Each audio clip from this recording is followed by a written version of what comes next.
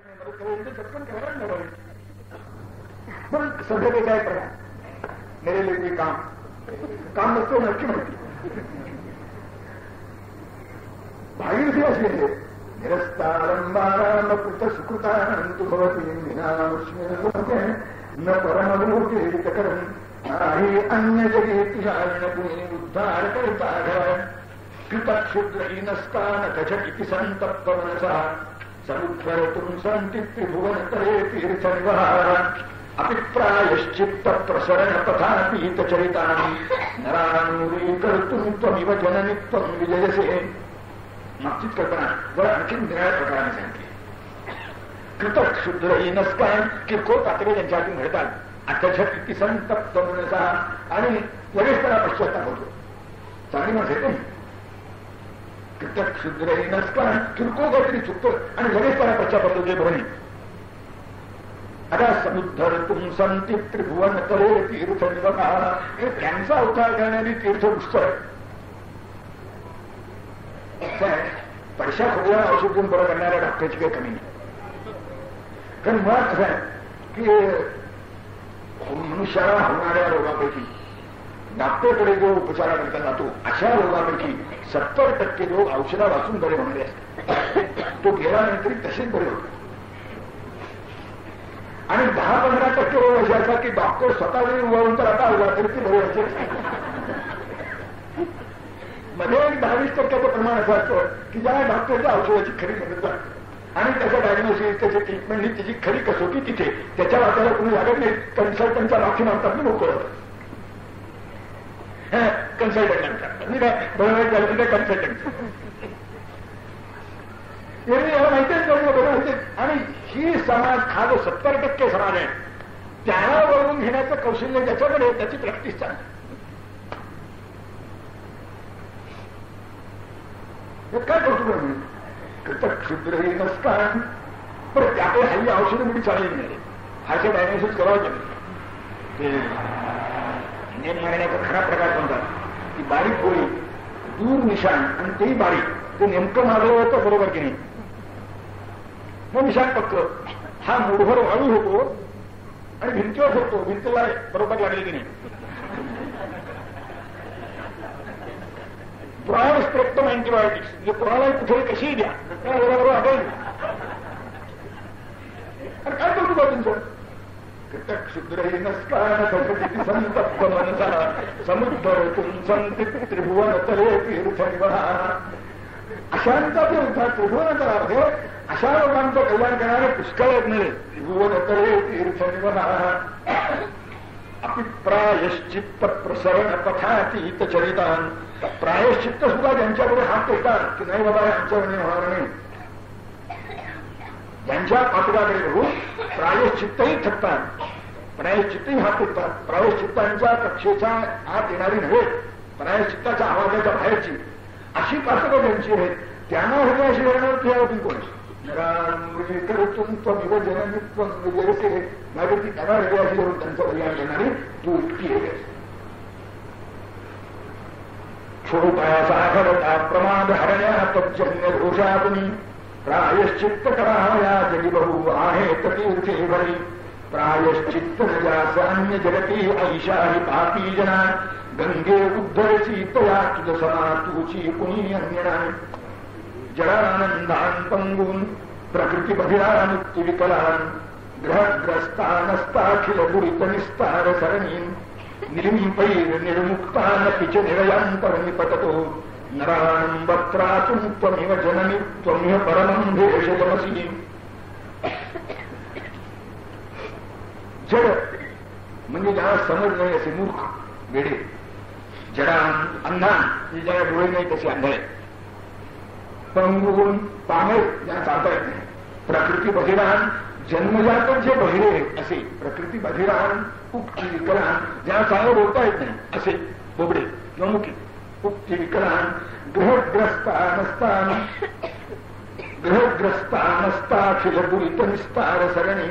जे ग्रहग्रस्त आहे ग्रहग्रस्त म्हणजे हे भूत प्रेत पिशाच यांची बाधा ज्यांना झालेली आहे. आणि अस्ताखिल दुरित निस्तार ज्यांची दुर्गुणातून पार पडण्याची सगळी साधनं संपली आहे असतात असे जे आहे भागीरथी देवानेही त्यांना आता काय आहे यातली शब्द आणि याचा अर्थ थोडा वेगळा आहे. एखाद्याची बुद्धी कमी असणं हा त्याचं गुन्हा नाही. विचार अंधा आहे त्यात त्याचा खरं दोष नाही. मुका आहे, बहिरा आहे, तांबडा आहे, पण त्याचा काय दोष आहे? त्याचा दोष नाही. आणि त्याला त्यामुळे नरकात जाण्याचं काही कारण नाही.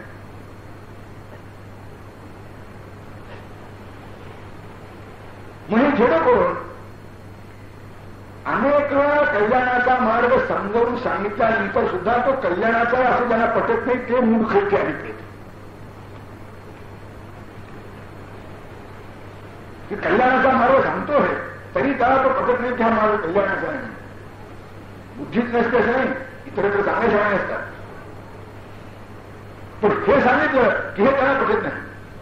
असे जे आहे ते जग की कल्याणाचा मार्ग सांगितल्यानंतर सुद्धा त्यांना पटत नाही. अंधळ कोण? उन्नतीचा मार्ग ज्याला दिसत नाही ते अंधळ. तशी नुसती डोळे नसलेला नाही त्यांचा काय विचार करत होते तो अंधळाला खरा अंधळा नाही, पण उन्नतीचा मार्ग समोर आहे आणि तरी पाहत नाही. डोक्याचं वळण म्हणून पाठी लागलेली आहे तरी सुद्धा स्त्रीवर तो कंट्रोल करत नाही. का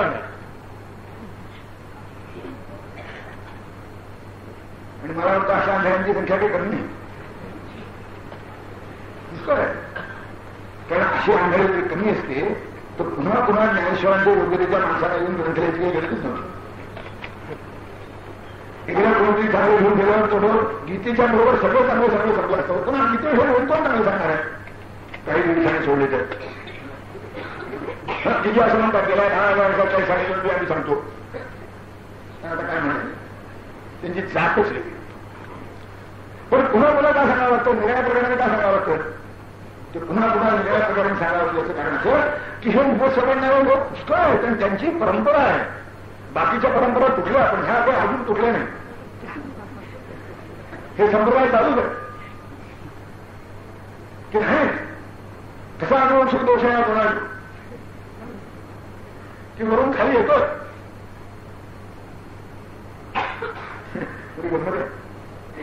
मित्र होता तो बरेच दिवस सिगरेट पित नसे.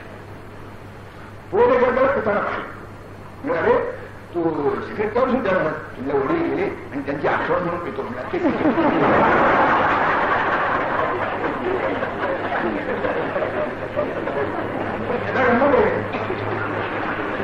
या विचारा वडिलांची सिगरेट आठवण म्हणून घ्यावी वाटली. वडील रोज नियमाने संध्याकाळी ती घ्यायची काय वाटली. दुर्गुणांची परंपरा चालू असते. ती अक्षुण्ण असते, ती कधी पडत नाही, ती कधी उद्ध्वस्त झाली नाही. आणि कधी मनुष्याची जन्माला आली तेव्हापासून ती सुरू होती आजपर्यंत चालूच आहे. जडान अंधान पण डोळे नसतं असं नाही, कळत नाही. चांगले शाणे असतात. आपल्या मतलबाला सगळे चांगले असतात. यातलं पण विचारलं हे तुला इतके कळतो हे तुला कळत नाही. हे खरे जातीवंत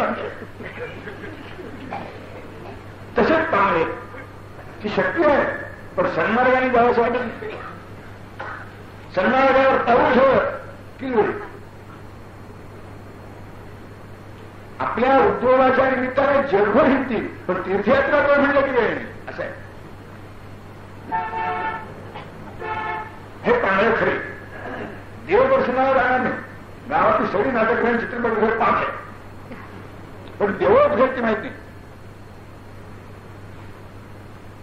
हे खरे पाच. जडानंदान पंगून प्रकृती बधिरान आणि प्रकृती बधिरान म्हणजे ज्यांना ऐकू येत नाही ते ऐकू येत नाही ते ऐकून सुद्धा त्याप्रमाणे वागत नाही ते खरे ऐकत नाही. कसं आहे मी व्यवहारात एक वाक्यातला नेहमी सांगतो की पुष्कळ मागची पिढी जी आहे बाप म्हणतो मुलगा माझं ऐकत नाही. मुलगा बहिरा आहे का? तो म्हणतो जे असं मुलगा ऐकत नाही. मुलगा ऐकत नाही मुलगा बाहेर असतो. नाही बापाने सांगतो त्याप्रमाणे वागत नाही म्हणून त्याला ऐकत नाही. इकडे हा बाहेर तसाच आहे. की शास्त्र सांगतो, संत सांगतात, महात्मे सांगतात की अरे तुमच्या प्रेमाचा हा हार आहे, हा ऐकतच नाही, ऐकू येत नाही, ऐकत नाही. आणि कशी तसं ऐकायला गेला तर तिथे जरा हटकून झोप लागते. एवढी कधी लागणार नाही ती नेमकी झोप. काय तर झोपेचं प्रेम आहे की पण भोजनावर परमेश्वर लागला. हंतुणावर पडल्यानंतर येत नाही, रात्ररात तो करण्यावर करता त्याला कीर्तना करून बसला नाही, झोपे पण आला.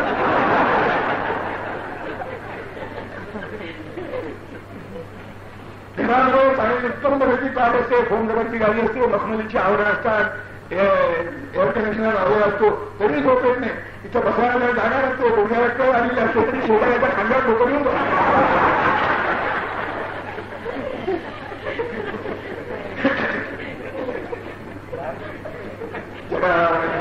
पंगून प्रकृती बघणार ती विकणार कशी एका लोकांना होतो.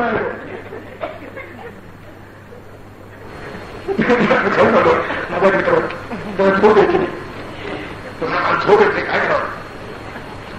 गीता नसे वाचायला त्याची झोप मिळण्याचा रोगच झाला. गीता रहस्य उघडलं की याची झोप आली का? हे प्रकृती बघून मुक्ती विकरान, वृत्ती विकरान म्हणजे ज्यांच्या तोंडून चांगलं कधी बाहेर पडतच नाही, नामस्मरण करणार नाही, सौम्यपणाला बोलणार नाही, सभ्यपणाला बोलणार नाही, ज्याच्या तोंडामध्ये नेहमी शिवाय अक्षरक शब्द आणि नामस्मरण करणं म्हणजे मुखा. नाव हे म्हणलं म्हणजे मुखा, नाही तर वाणीवर म्हणजे काय सरस्वती येतात काय म्हणजे 12 वर्ष तुम्हाला वापरता येत नाही किंवा तू एकटी पण आपली सांगतो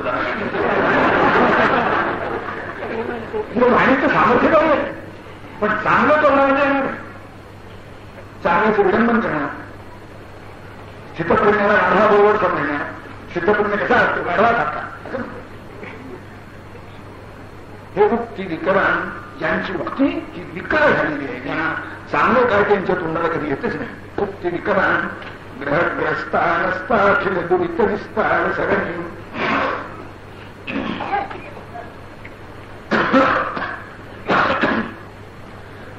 ग्रह हे जी भूतप्रकृतीसाठी काय असतील ते असतील. ग्रह म्हणजे यांचे दुर्ग्रह, चुकीच्या समजुती आधी हिंदुस्थानात धारण झाले. वेद काळ हा अज्ञानी लोकांचा काळ होता. चातुर्वर्ण्यात समाजदृष्टीने समाजाचं नुकसान केलं, विषमता पोचली. अनेक पिढ्यांना महत्वाकांक्षा मानणार आहे. आतापर्यंत हिंदू संस्कृतीने स्त्रियांना खूप सोडलं. ही पुरुषप्रधान संस्कृती आहे. हे सगळे गृह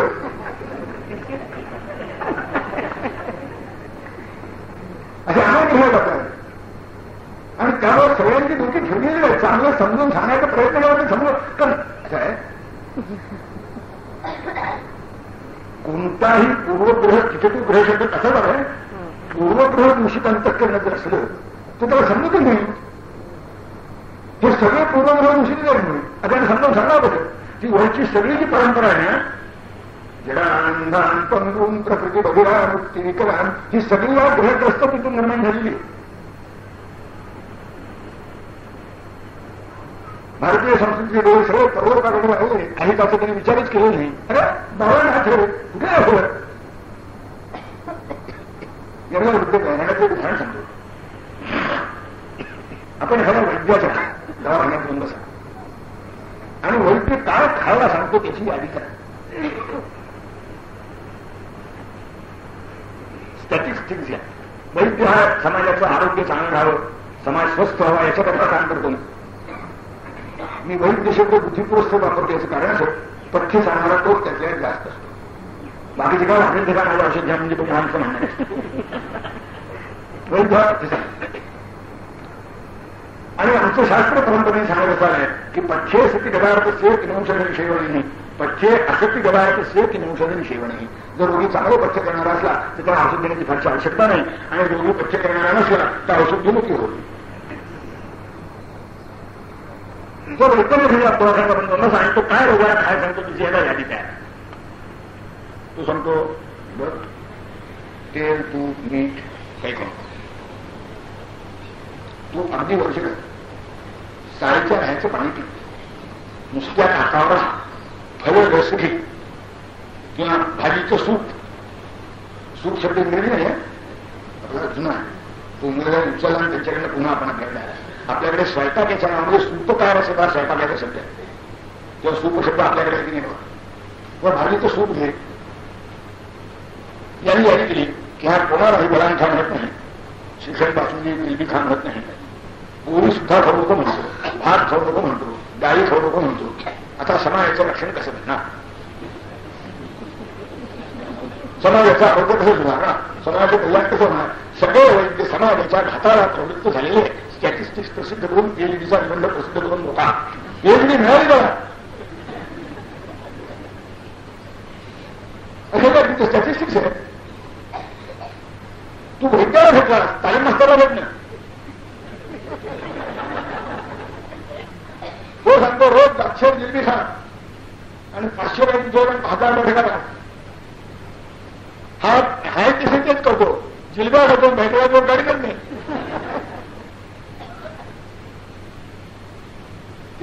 असं हे करू नको ते करू नको असा निषेध सांगितलेला असतो, तो कोणाकरता सांगितलेला असतो, कोणत्या संदर्भात सांगितलेला असतो याचा विचार करायचा नाही. ऐकाचा विचारच करीत नाही म्हणतात काय मूर्ख म्हणा. म्हणून तो उपनिषद आपल्याकडे आणण्याचा प्रयत्न करा की त्यामध्ये सगळं बघा की जे सगळ्या वेदांताची गंगोत्री आहे त्यात ऐकाचा किती सूक्ष्म विचार केलेला आहे, बारीक सारी गोष्टी सुद्धा सांगितलेल्या आहेत. पण यांचे पूर्वग्रह असे चमत्कारिक आहे की यांच्या ते लक्षात देतच नाही, ते सगळे ग्रहग्रस्त आहे. त्यांनी उत्तर घातलेलं राहिलं पाहिजे. आता यांचं भला उत्तर जाणार मुक्तान अथच निरयान. आता नरकांचा दुसरा काय मार्ग आहे सगळ्या, पण आधी ठीक नरांबत्रातून त्वम्य परमं भेषजमसी. अशांचंही कल्याण करणारी तू अत्यंत दिव्य अशी औषधी आहेस. नरांबत्रातून त्वम्य परमं भेषजमसी. या सगळ्या रोगांना दुरुस्त करणारा तू तर असं ब्रॉड स्पेक्ट्रम सर्व रोग एका औषधाने बरी. त्वम्य परमं भेषजमसी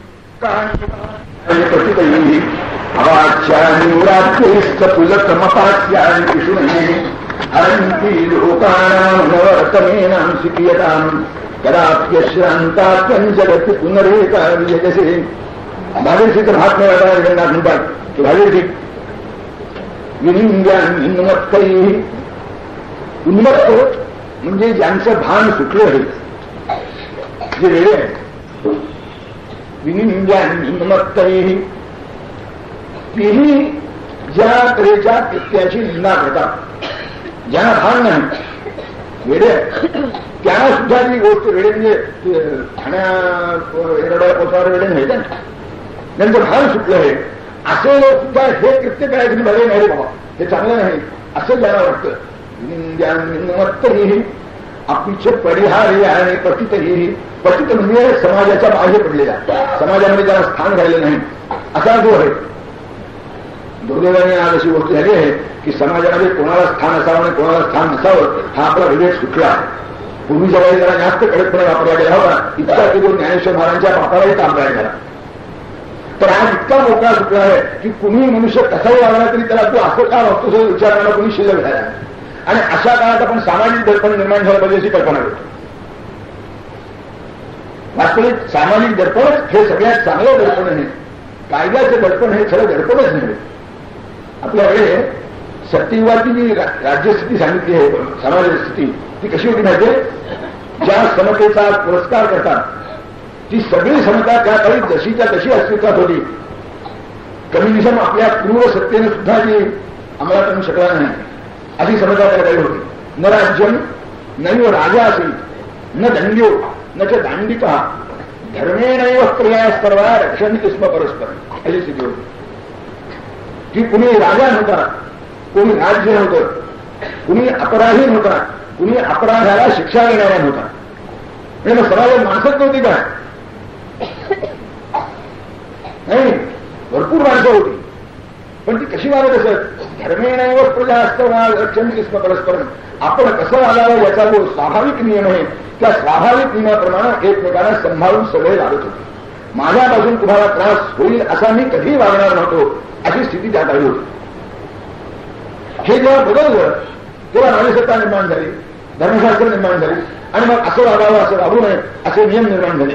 असं वागावं असे वागू नये नियम निर्माण झाल्यानंतर सुद्धा काही काळानंतर ती मोडणारी माणसं निर्माण झाली, तेव्हा त्यांच्यावर बंधन घालण्याकरता एक समाजाची रचना निर्माण झाली. अजूनही आपल्या जर आपण पाहिलं, आपण शहरामध्ये ते सगळं सोडून दिले आहे, पण अजून आपण वन्य जमातीत गेला तर तिथे त्यांच्या पंचायती असतात.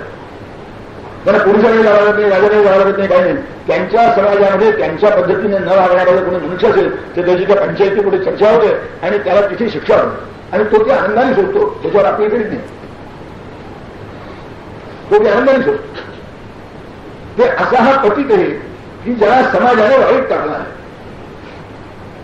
काय विषयाने गोळे वागले वाटते, पण त्याचं कारण आहे की चांगली माणसं पुष्कळ असावी लागतात आणि ती बलिष्ठ संघटित असावी लागतात. मला काय त्याचे असे म्हणणारे असले की सवय गेले लागतात.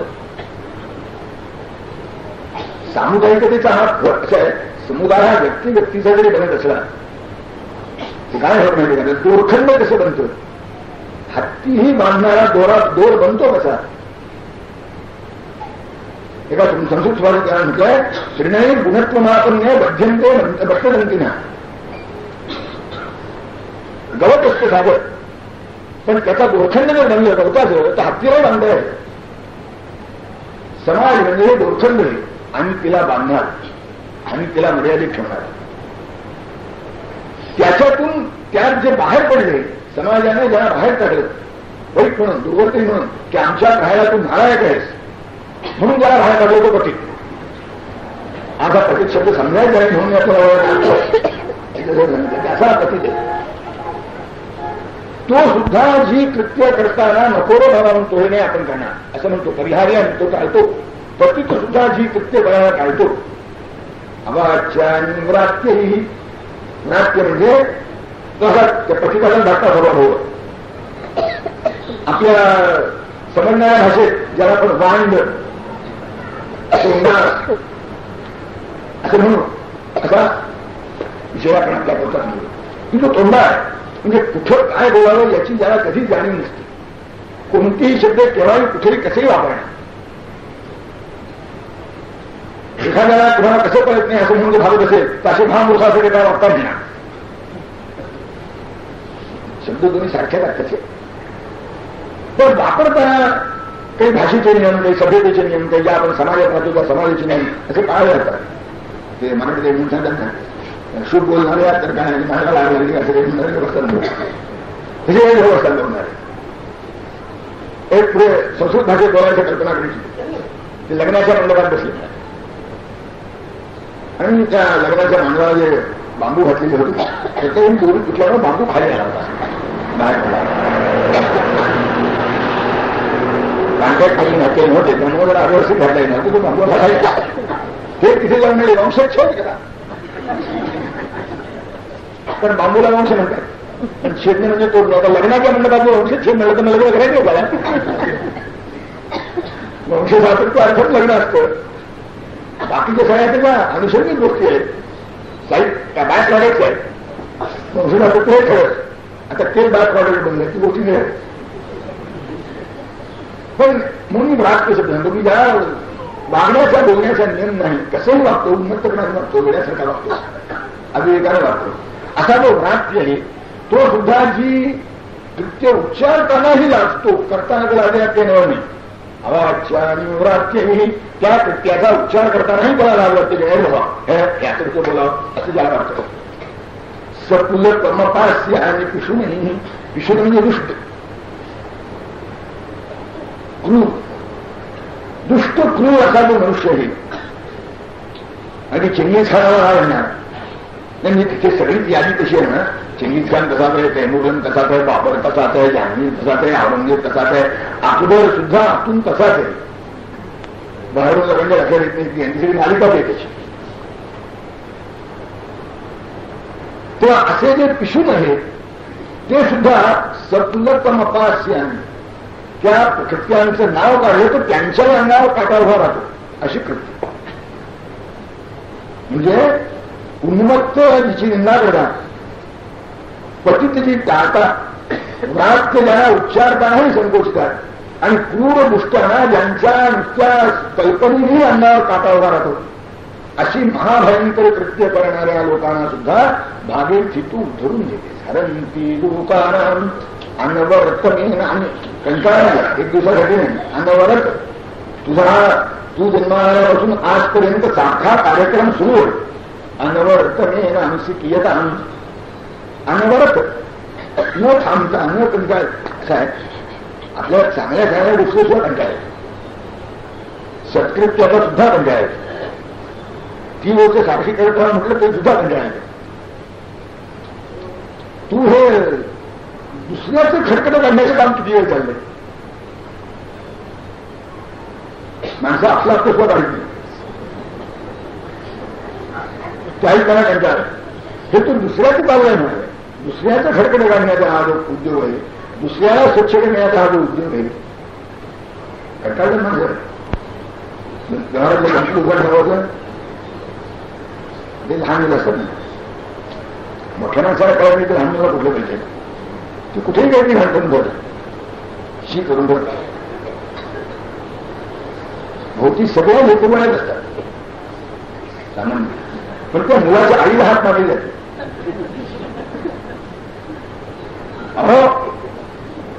काय प्रकारे जर सगळ्यात लेकरवाण्यात होते तर कुणीतरी निपटून टाकावं की नाही. वात्सल्य त्या व्यक्ती कोणतं मर्यादित आहे. आपल्या बाबा करतात काही आनंदाने करतात काही कसं करतात ते करतात काय फक्त उपाय नाही. पण त्या मुलाकरता तिथून हात मारली जाते की नाही. ती किती वेळा सोडत असते वाढत असते किंवा यायला वेळ असतो किंवा ती तो महत्वाच्या कामात असते हे नाही केलं तोपर्यंत पान झाकून ठेवतात.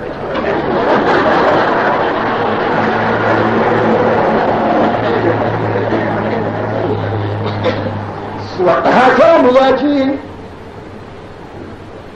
मित्राच्या मुलाची शेजारीच्या मुलाची बहिणीच्या मुलाची भाऊच्या मुलाची काय असेल ती तिथे सुद्धा माणसाची ही वृत्ती असते. तू सगळ्या दुनियेची थोडा मध्येपणा वाचायची हरंती लोक आणि ती सुद्धा कशी अशी की ज्याच्यावरती हे सगळे गाळीव रत्न जी याची वरची या गाळीव रत्नाने सुद्धा त्यांच्या ज्या कृत्यांचा तिरस्कार करावा त्याने जी कृत्य करण्याचं धैर्य कधी होत नाही ती कृत्य तू हरंती लोकांना अनवरत एकही क्षण विश्रांती न घेता तू सतत तोच उद्योग करीतली जननी कदाप्यश्रांता पण आणि तरी सुद्धा तुझ्या चेहऱ्यावर कधी खेळ कंटाळा वैताग त्रास दिसला नाही. नेहमी हसवून उसळत असावी तशी तू अखंड उसळतच राहतेस. तुझ्या प्रवाहाला कधी कंटाळा नाही बरोबर आला असं तुला काही वाटलं नाही. कदाप्यश्रांता पण आणि म्हणून तर जगती किन्नरे विजयसे या जगामध्ये तू विजयाला एकुलती एक मात्र आहे. तुझा सतत तुझ्या एकटीचा गावा जगामध्ये विजय होत राहणार. निर्णामी क्षामाता परिहरंत्या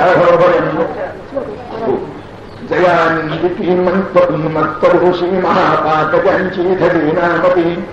काय झालंय मी गंगाधरीला सांगत होतो की आधी त्याच्या दशाण्यात सांगत असे आणि त्यावेळेला आमचे त्याला मूर्ती श्लोके नव्हते.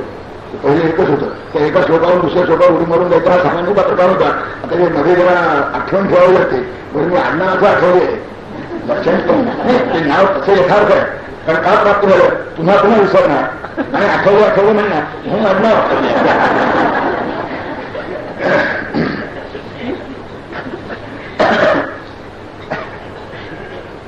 आपण सावधपणे ऐकता याबद्दल धन्यवाद.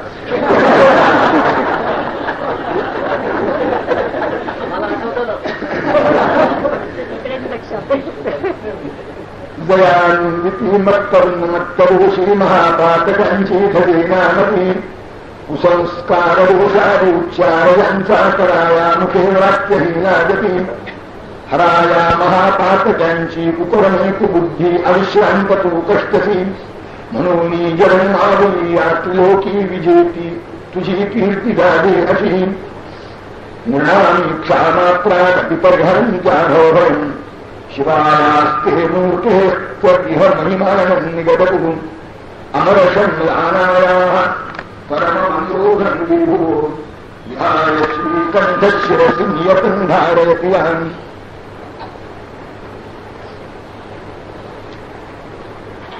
शंकर आणि पार्वती हे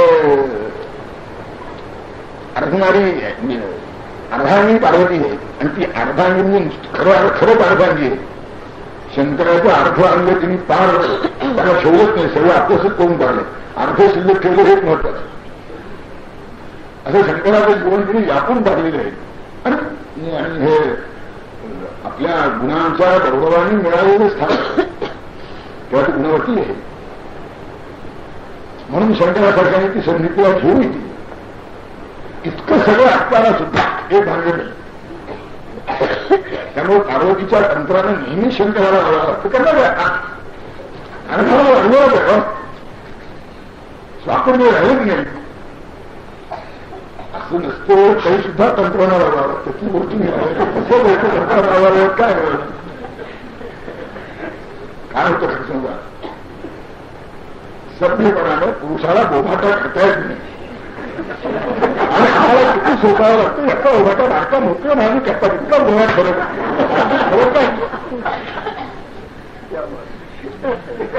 किती वेळाचा असा प्रसंग असतो म्हणजे मी भागायला कोणीतरी सांगितलं ऐकला की एक बाई नवऱ्याला प्रत्यक्ष मारायची प्रत्यक्ष आणि तो मात्र ओरडायचा पुन्हा करशील पुन्हा करशील.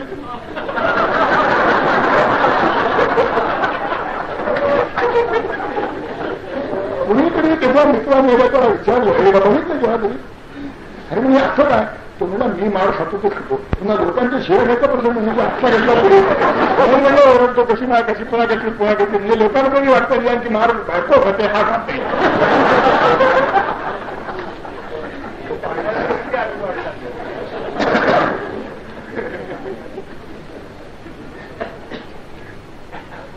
विनोद सोडा पण अशा बायका जगात नसतातच असं मात्र नाही. अस्तित्वात आहे कदाचित इथं सुद्धा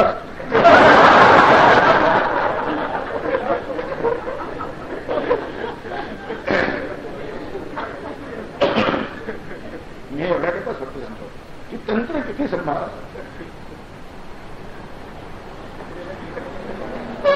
आता जिचं सांभाळायची ती कोण आहे पार्वती आहे.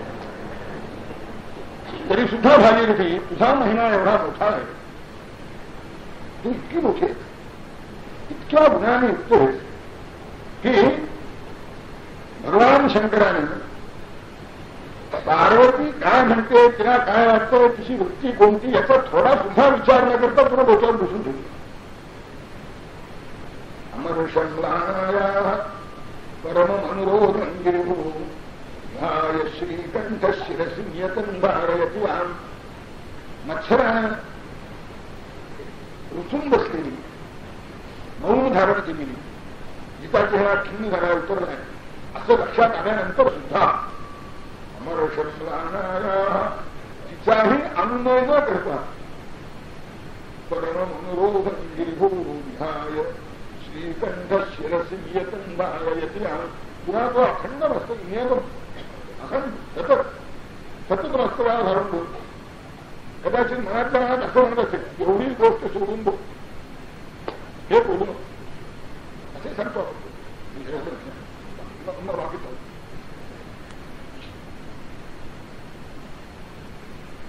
तेव्हा तिचा ह्या बाबतीतला संताप मत्सर लक्षात न घेता तिचा अन्याय न करता तिला काय वाटतं याचा विचार न करता भगवान शंकराने तिला मस्तकी धारण केली तिने दुखीच केली. त्याला कारण आहे कोणतं कारण आहे क्षामात्रादपि परिहरन्त्या भवभयम् शिवायास्ते मूर्तेभ्यः महिमानं यदति. क्षामात्रा त्या दर्शनानं सुद्धा प्रत्यक्ष जप व्रत अनुष्ठान स्नान पान दीर्घकाळ वगैरे वगैरे काय असेल ते सगळं नंतर नुसतं दर्शन जरी घेतलं तरी सुद्धा लोकांचा संताप दूर करण्याचं तुझं जे सामर्थ्य आहे संसारामध्ये अनेक प्रकारच्या आपत्ती उत्पन्न होतात त्या बरोबर वाटत होतं ते भर तुझ्या दर्शनाने त्या क्षणापुरतं तरी निदान होत आणि त्यात रंगाचं काय दिलं किंवा असं तिचं महिमा नाही तसे तिचं भक्त आहे असं विचार होतो. तो लक्षात घेऊन भगवान शंकराने तुला मस्तकी मारायची त्याचा अनुभव काय सोपा लागणार विषमनाशक बाकी सगळी रत्न बाकीच्या आनंदाने घेऊन मला पाहिजे असं भगवान म्हणाले नाही. हे मला पाहिजे ते मला पाहिजे ते मला पाहिजे असं काही म्हणाले नाही. शेवटी एक असं रत्न जन्माला आलं हे रत्न तो रत्नाला जो होतो अर्थाला तो जेव्हापासून झाला लक्ष्मी रत्न उभय रत्न पारिजातक रत्न आणि विषयी रत्न त्यातच काही अंश घेऊन काही रत्न जन्माला आहे. तर मग आपण त्याला काय रत्न आहे म्हणतो हे रत्न असं हे रत्न ते कुणी स्वीकारायला तयार नाही. त्या न स्वीकारण्यामुळे जगताचा भाव होतोय. बाकीची उरलेली 13 रत्न खपवण्याची हिंमत राहिली नाही. ती स्वीकारणं सुखात होईना त्या रत्नामुळे आता काय करायचं भगवान शब्द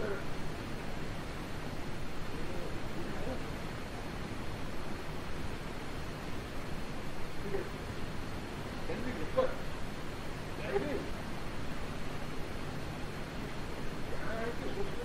विश्वक्षन्दम् शिवपुरमयन्ते सुकृतिनः पतन्ति द्राक्पापाजननि नरकान्तः परवसाः विहारो तस्मिन्नभिभव्यमूर्तौ जन्मदे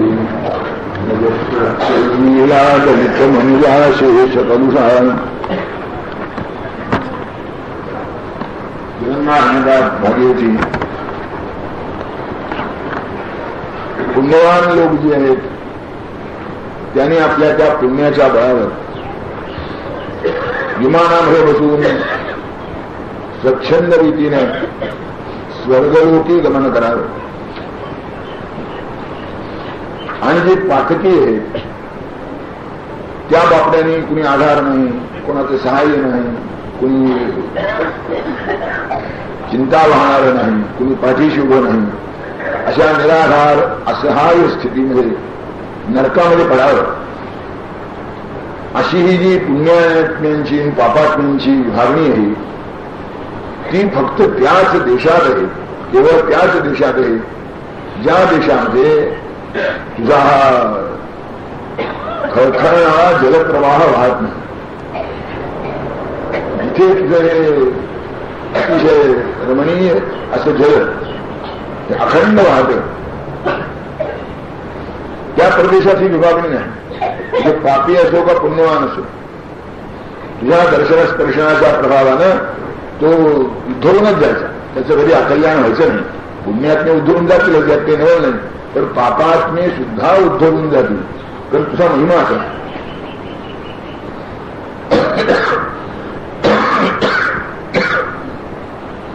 यात एक शब्द जरा बारकाव्याचा आहे लक्षात घेण्याचं काय. या जगन्नाथ भागीरथीच्या जड स्वरूपापेक्षा सुद्धा तिचा जो महिमा आहे त्या महिम्याकडे ज्यांचं लक्ष आहे त्यांना हा लाभ मिळतो असं जणू सुचवला. न यत्र त्वल्लीला दलित मनुजाशेष कलुषा, जिनं माणसांची सगळ्या तऱ्हेची पातकं नाहीशी केली आहे अशी तुझी लीला ज्या प्रदेशामध्ये वावरते, तुझा महिमा ज्या प्रदेशामध्ये वावरतो, तुझा महिमा ज्या प्रदेशामध्ये सगळ्यांना परिचित आहे त्या प्रदेशात याचं होतं. नाही तर आपल्याकडे काही पुण्यात्मे असे आहेत की त्यांना चांगल्या चांगल्या गोष्टींचं नाव आणि त्याचं महात्म्य माहीत नसतं. मला एक ग्रस्त होते ज्ञानेश्वर कोण विचारणार आणि एका व्यक्तीची माहिती दुसऱ्या एका ग्रस्ताने सांगितली. विश्व हिंदू परिषदेचे एक अधिकारी होते, त्यांचा माझा किंवा परिचय झाला आणि त्यांनी आपल्या मित्राची गोष्ट सांगितली. मी माझ्या मित्राकडे गेलो, त्याची मुलगी 15-16 वर्षाची होती, ती कॉन्व्हेंटमध्ये शिकत होती आणि त्यांनी त्याला विचारलं का तुला गीता माहिती आहे का. तर ती मुलगी मोठ्या पॉश पद्धतीने म्हणाली की अंकल, आपल्या मराठीत नावं नाही का, नात्याला नावं नाही, ती सगळी इम्पोर्टेड आहे. Mummy, daddy, aunty, uncle. मला आंटी शब्द ऐकला की विरोधाचाच आठवणा भास होतो. ते वाढते नाही चमत्कारी घ्यायला.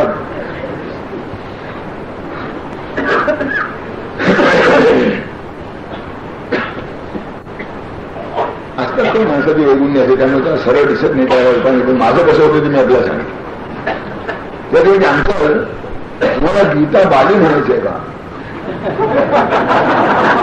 त्या मुलीला गीताबाई माहीत नाही. ते असे भाग्यवान लोक असतात. नाही असं नाही की ज्यांना माहितीच नाही हे काय प्रकरण आहे. माहीत व्हावं, मग त्याच्याविषयी आस्था निर्माण व्हावी, मग प्रेम निर्माण व्हावं, मग त्याच्या संबंधी काही करावं, ते आपल्याला मिळावं असं वाटावं, हे सगळे पुढचे भाग झाले. माहितीच नाही. आपले अनेक राजदूत निर्णयानिमित्ताने परदेशात जातात. त्यांना जर कोणी विचारलं, त्यांच्या आक्षेने प्रसिद्ध होतात काही गमती मी वर्तमान करत नाही, मासिकात नाही, तो कुणी प्रत्यक्ष भेटलेला सांगतो. अहो शंकराचार्यांचे तत्वज्ञानाचे वैशिष्ट्य काय? ते म्हणतात कोण शंकराचार्य?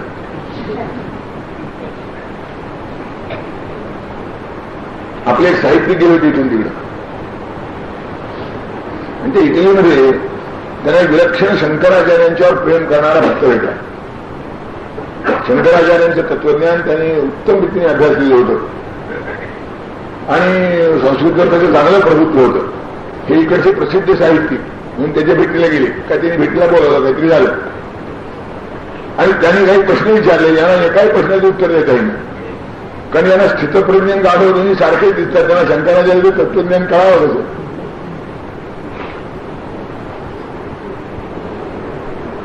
आणि त्याने मग कुचक मान्य केलं की मला थोडंसं असं वाटतं की हे आपल्या बरोबर नाही, आपल्याला माहीत असायला पाहिजे होतं. स्वाभाविक हे बाहेरची माणसं जेव्हा तुमच्या देशाच्या वैशिष्ट्यासंबंधी विचारणार, ती काही निवृत्त नाही, ती चांगली विचक्षण माहिती आहे. यातला कोणी हिप्पी असेल तर गोष्टी नाही राहिली, तो काय विचारेल ते प्रश्न नाही राहणार. पण त्यातली चांगली बुद्धिमान विचारवंत अशी माणसं आहेत, ती विचारतात माहितीच नसताना. म्हणून जगन्नाथ लीला हा शब्द वापरला की ज्या प्रदेशामध्ये तुझी लीला रूढ आहे, ख्यात आहे, माणसाच्या तोंडी खेळते आहे आणि हे आपल्या संस्कृतीने लोकांच्या मनामध्ये बिंबवावं याची पहिल्यापासून काळजी घेतली. काय न्हाणीघोडी अशी चीज आहे की जिथे कोणालाही कंठ फुटतो असं म्हणतात.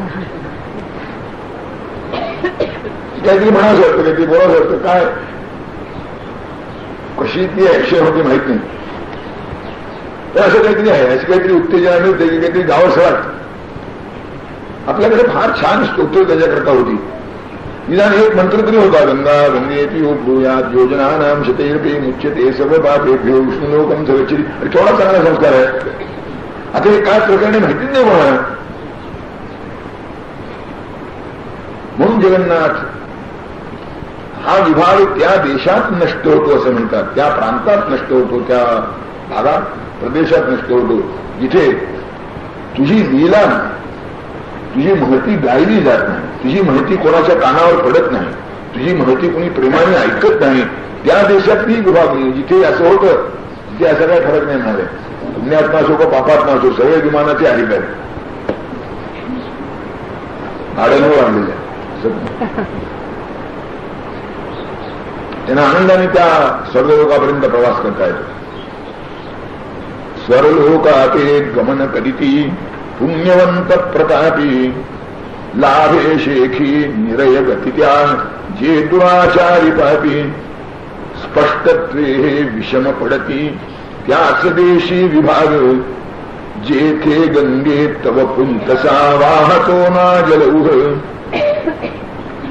विलीनो वैवैव स्वतनगर कोलाहल भरो गता दूता दूरं क्वचिदपि परेतान्द्रगयितुं विमानानां रातो विगलयति वीथिर्दिविशदान् कथापि कल्याणी यदवधिमही मंडलमयात्. मागच्या श्लोकातली कल्पना जरा निराळ्या पद्धतीने जगन्नाथ पुन्हा म्हणतात. एकच विषय निराळ्या प्रकाराने कसा सादर करता येतो त्याचेही काही नमुने गंगाधरीमध्ये पुष्कळ ठिकाणी आले.